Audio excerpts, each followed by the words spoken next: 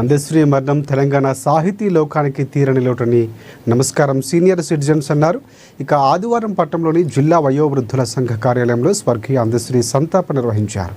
జిల్లాకు చెందిన ప్రముఖ కవులు ఉదారి నారాయణ, కమల నరసింహులు అందశ్రీ చిత్రపటానికి పూలమాల వేసి నివాళులర్పించారు. సాహిత్య ప్రపంచానికి అందశ్రీ చేసిన సేవలు వక్తలు కొనియాడారు.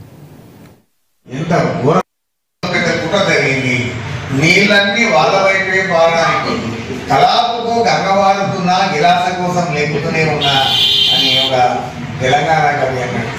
అంటే ఆయన ఎంత చాలా సింపుల్ మాటలతో, చాలా చిన్న చిన్న పదాలతో, చూడు తెలంగాణ సుఖ నీరు లేనిదాన, నా కోడు తెలంగాణ బ్రతుకు పాడైన వీణ.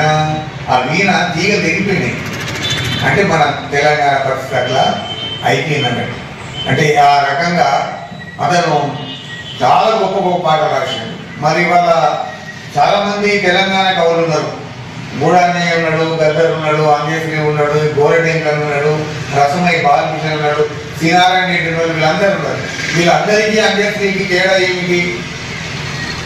వీళ్ళందరికీ మనం ఇంత ఘనంగా ఇంత మనం జరుపుకుంటున్నాం అంటే అంజశ్రీకి వీళ్ళందరికీ తేడా ఏంటిది? గూడాన్నయ్య ఆ ఉద్యమంలో గోరటెంకర్ ఎంఏ చేసిండు. ఇతను 20 ఏళ్ళ దాకా ఒక అక్షరం లేదు. అతను బుద్ధి లేకముందే తల్లి